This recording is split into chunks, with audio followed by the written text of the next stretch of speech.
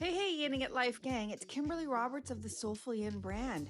I'm here to dish out all things about traditional Chinese medicine, Yin Yoga, Reflexology, and of course, I'm here to disrupt your mind. So, thanks so much for pressing play on today's episode. Let's do this. Have you ever wanted to find a space where you didn't feel judged, criticized for who you are, how you feel, how you look, what you desire, for what you've been ashamed of, or have feared, or worried about?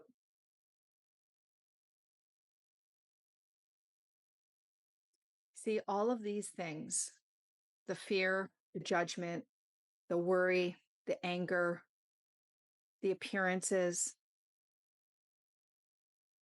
and so many other things, all related in some way to shame. And back in my day when I didn't have an outlet, a source, something to tap into to help me process all of that, I fell apart. But then eventually I built the tools. And then after building the tools, I sent them out to the world. So if you are someone who is looking for a tool, join the SolefulYin app. All of the information will be linked in the show notes. This is like nothing there is out there in this world. And what I want to talk to you about today directly relates to shame and how I used Yin Yoga, breath work, acupressure, reflexology, Yin Yoga, meditation, all of that to help me release shame that I was holding in my body, and helped me to create what I consider to be an extraordinary life now for myself. And what I want most for all of you out there is the same thing. Well, hello there, and welcome to today's episode. I am diving deep into how I used Yin Yoga to release shame. And I'm going to tell you some pretty personal stories about me that I'm going to say are quite vulnerable for me to share. And I feel that in sharing this, somehow, even if there's one person out there in this world that can relate to this, and in some way I can help them, then this podcast episode was priceless. So let's dive in. So I'm pretty sure most of you out there, as you reflect back through your life, have thought, yeah, I'm not too proud of that. I'm not too proud of that decision I made. Not too proud of that person I was involved with. I'm not too proud of the road I took. Whatever it is. I don't think there's a person in this world who hasn't experienced that. And when we don't feel proud, what do we feel? Shame. And shame, I mean, we can store shame in the body anywhere. I know from traditional Chinese medicine, shame is often associated with like lungs and heart. But that doesn't necessarily mean that that's where you might be holding shame. But just know that as I talk to you about some of the things that I was ashamed of up until recently, I want you to know that I don't think there's anything that you could reply back to me with in your own life that I would be so disheartened by. Like, we're all just human beings living in this human experience in this thing called life. This is what I say all the time. And we always just do the best that we can with the tools that we have. And so when I look back in hindsight, some of the decisions that I made, I'm like, yeah, I probably didn't have the best tools in my toolkit. But you know what? I had what I had and I used them. And the more that I have been diving into this mindset work, the more I'm realizing that, you know what? There's so much more compassion, like self compassion that I have now because I know I've only been operating from the best of my abilities.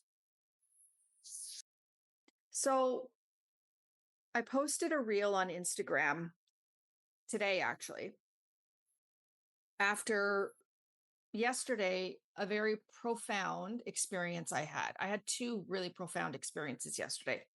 So, yesterday morning, I was in my yin and meditation practice, and I was thinking about my life and where I'm at now versus where I was before, and seeing all the strides and the accomplishments that, have come out of it, out of this, challenging yet rewarding work that I'm doing, this healing work that I'm doing. But then I started to look at some of the decisions from my past that I was like, yeah, not too proud of that decision. That didn't make me feel very good in my heart. But then I realized something. The thing is that back when I was in my marriage to an abusive alcoholic, I mean, I knew his childhood story. I knew his childhood trauma. So I fully understood why he operated the way he did. And I will tell you that most people that judge you or criticize you for things that you're ashamed of, they're actually equally ashamed themselves. Maybe of the same thing or maybe something different, but they're definitely ashamed.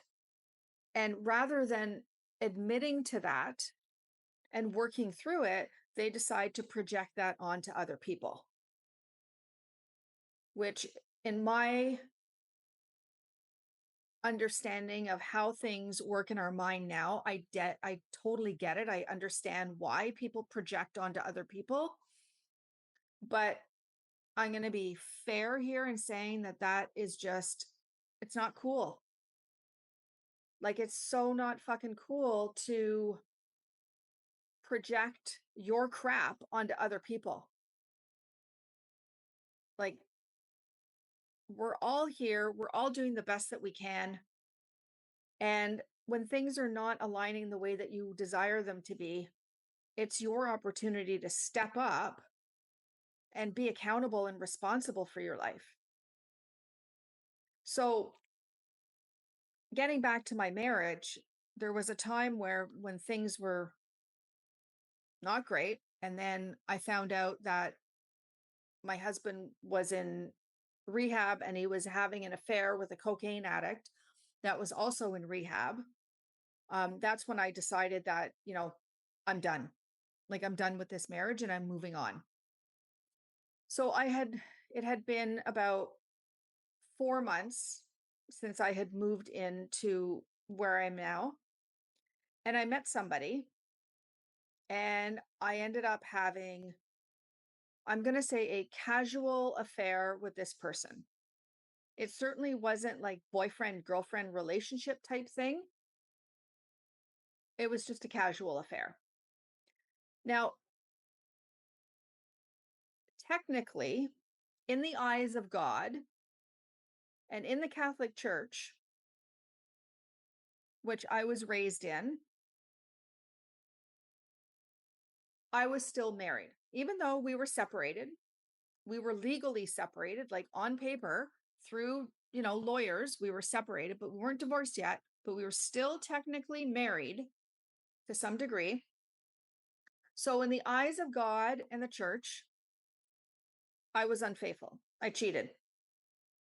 Now, I mean, he did too, but I cheated partly out of, I mean, he never knew. We were separated. I never saw him. Like the day that I moved out of of my house, I never saw him again. So he never knew, and I never told him, and I didn't feel like there was any point to, because eventually we were divorced. And I didn't think of it back then as cheating. And even to this day, I mean, some of my friends who knew this story already were like, well, you didn't cheat. Like you were already separate, like you were legally separated. But I was like, yeah, well, we're legally separated, but not like technically, we're not divorced. So to me, it was kind of like cheating. And they were like, well, you were justified in doing what you did. And I was like, I didn't look at it like I had a reason to. I didn't feel like I was justified in having the affair. It was just something that happened. Like I wasn't I wasn't going out looking for it. It just happened. But I didn't feel very good about it. I didn't feel proud. I felt shame around it. And I knew that this casual affair was never going to go anywhere. It wasn't going to be a full-blown relationship where we were going to fall in love and spend the rest of our lives together. I knew what it was.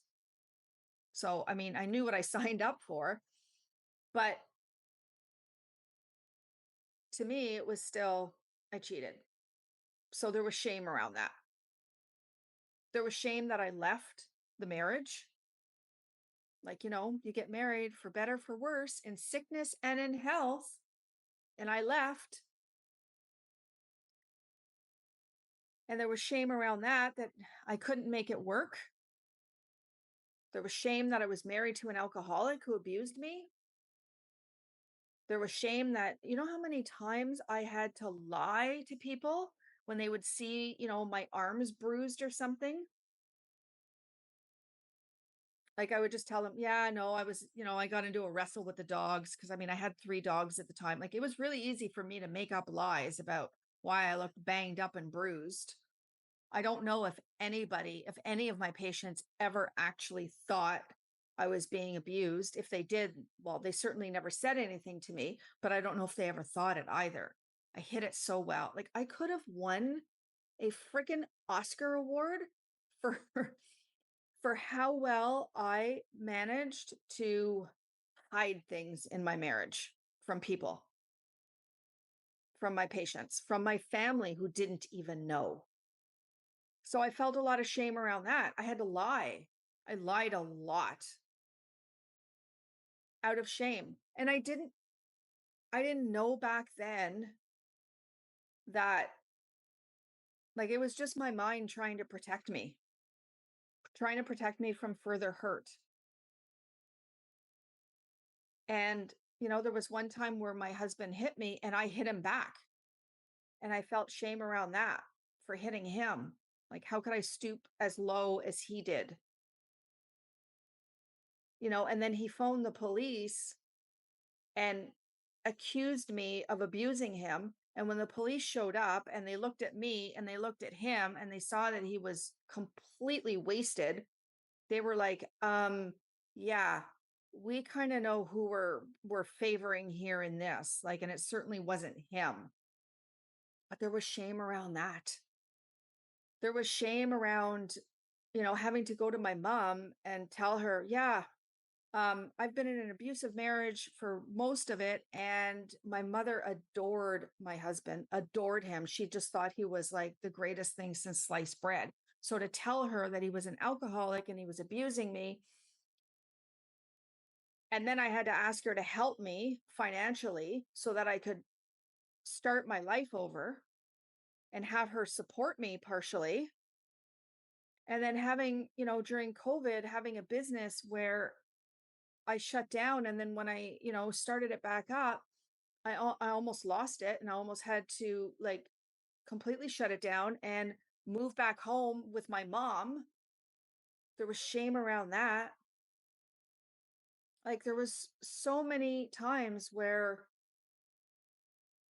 I felt ashamed. Like, how could I just, like, why couldn't I get the business working? Like, why did it collapse? Why did I get into such, like, $35,000 worth of debt, like trying to support myself during COVID and also pay for healthcare out of pocket for a massive health crisis that I was, diagnosed with in August of 2022.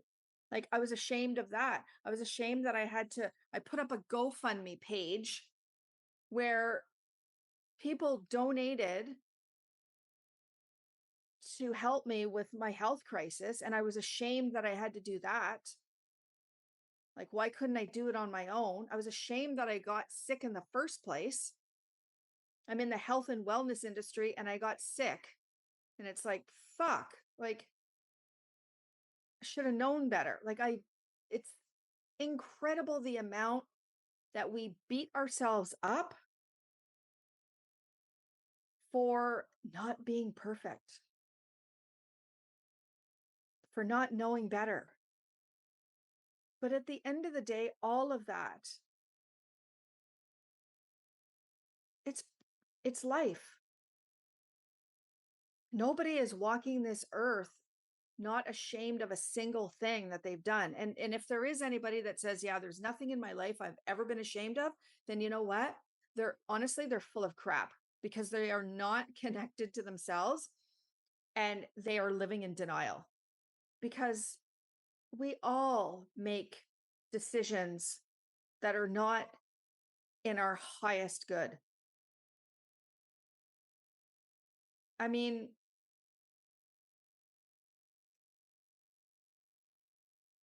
I felt ashamed for, when I was moving out of my house and my real estate agent, like I didn't have any food and I didn't have any money for food. And her and her husband went to Costco and, they brought me $300 worth of food and said, "Here, just take this." And I'm like, "Well, I can't, like, I can't pay you back." And they're like, "Don't worry about it. Doesn't matter. We just want you to be safe and okay and happy." When I thought my business was going to close down, one of my patients, like, she was she was giving me money even though she had paid for her treatments already. She had bought a package from me. She put her package on hold and she was paying me out of pocket and she gave me money for groceries. Like, and she supported me through my app. Like, and as and there was so much gratitude around that and also so much shame that I got into that position in the first place. But here's the thing about our mind. Our mind is sneaky AF. And it will do everything that it possibly can to protect you. And sometimes that protection is you do stupid things.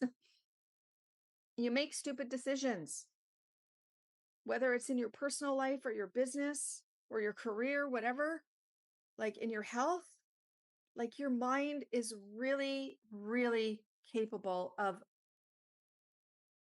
getting you to believe anything, and especially the crap. And so yesterday, when I was in my yin and meditation practice, and I thought to myself, is there really any point to me carrying around this shame anymore? Like, really, is there any? Nope.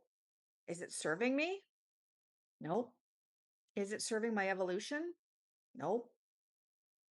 Is it serving my patients in my reflexology practice? Hell no. Is it serving my students on my Yin Yoga and well-being app? Absolutely not. Is it serving the collective as a whole, this universe as a whole? No. Can I change it? Like, can I go back and change any of this? No. So I have two options as far as I can see it. I either accept it, release it, and move on, or I continue to let it control my life and diminish who I am and cause more suffering. And I was like, my soul's not here to suffer anymore. It's already known that journey. Why do I want to keep reliving that? Like, it's time to feel free. It's time to live in peace and in tranquility and freedom. And so I said, F it. I'm done with this. I'm letting it go. And I felt better. And then last night, I was in a group mentorship call that lasted 3 hours. Like, I'll tell you, my mentor is a godsend. 3 hours. And I had no idea what the context of that call was going to be about. But when she started to talk, it was all about shame. And I was like thinking to myself, but of course we're talking about this. I just finished meditating and doing Yin Yoga on this. And now we're talking about this. And she brought up 3 different women who talked about what they were ashamed of. And after listening to these women, I thought to myself, wow, the shit that I was ashamed of pales in comparison to what these courageous women went through, survived it, and moved on from. And I'm not going to tell their stories because that's not my right. But when I look at, and I'm not comparing, but when I look at what they went through versus me, I was like, yeah, Kim, you are just as courageous. There's no reason for you to hold on to this shame anymore. It's not serving you, and it's not serving anybody in your life, and it's not serving this universe, and it's not serving your purpose of what you're here to do in this world. It was like another layer of confirmation that, you know what? Let it go. And then at the end of this call, she was doing a draw. So I'm in this program, and it's an experiment, and there's different phases of this experiment. And so at the end of the call, she was saying, like, I'm giving 10 golden tickets, which is basically 10 passes to the next phase of this experiment. And you can win it. Like, it was a draw. And I won one of the tickets.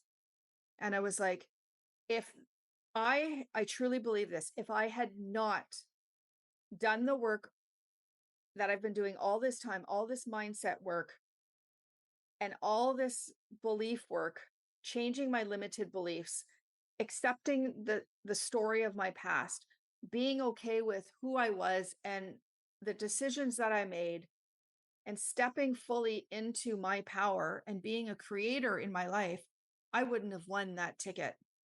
There's no freaking way I would have won.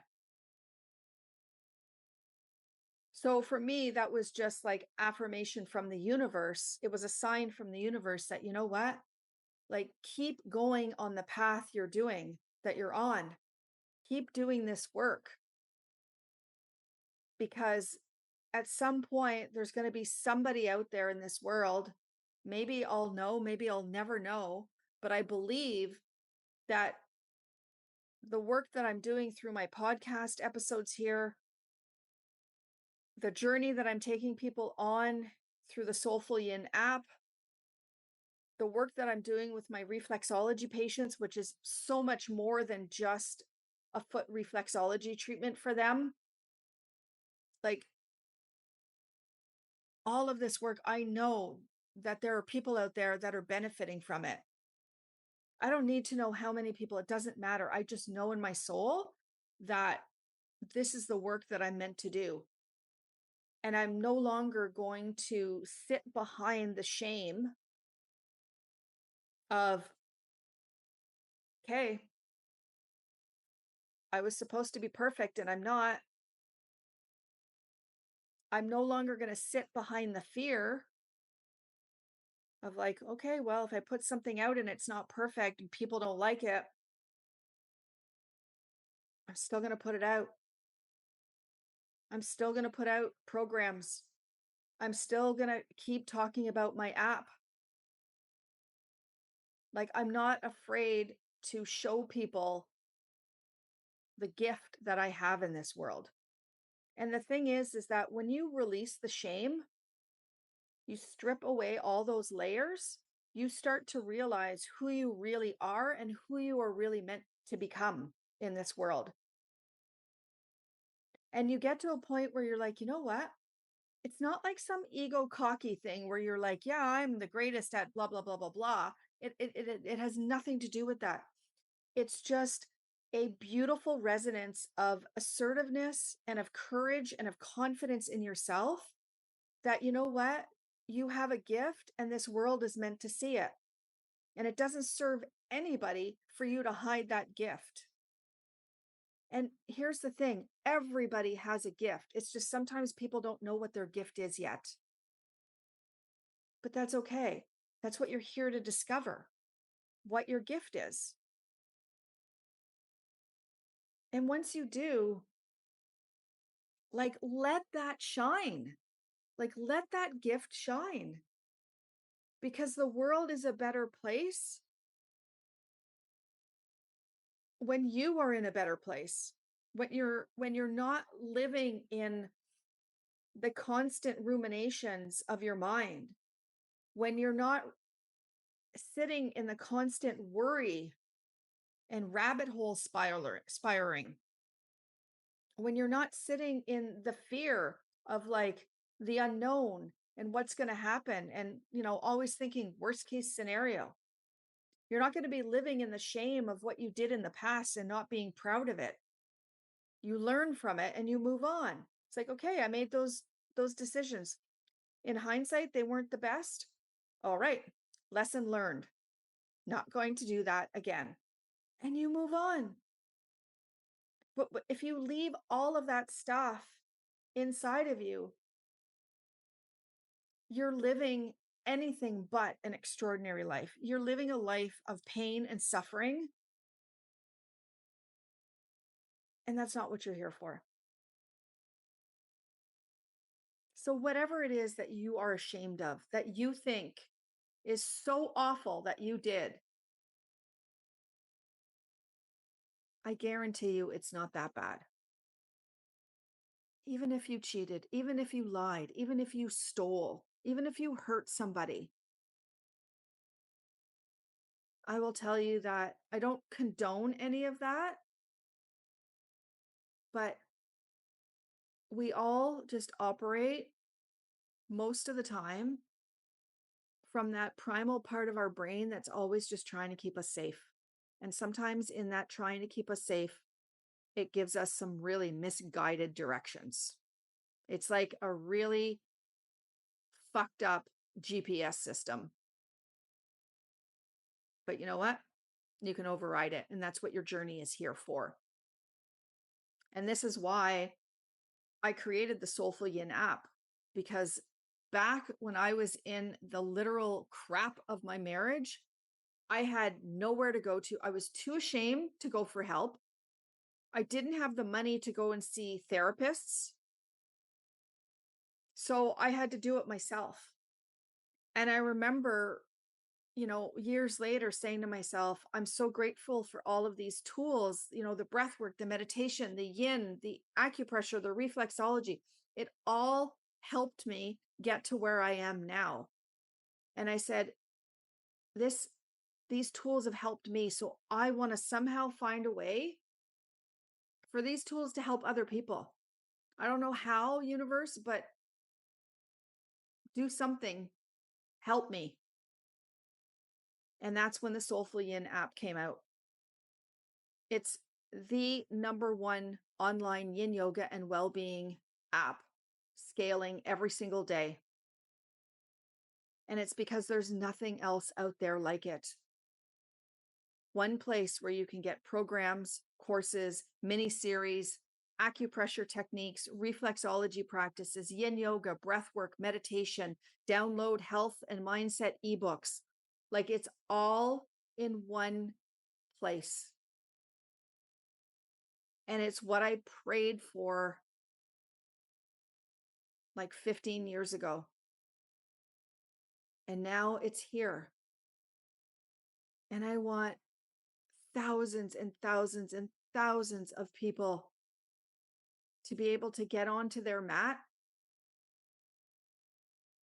and to release the shame, the anger, the sadness, the grief, the fear, the insecurities, and all without judgment. Because I'm here to guide every body to flexibility, to awareness, and to an extraordinary life. So if you're ready to join me, hit the link in the show notes, start your 7-day free trial, and start living your extraordinary life.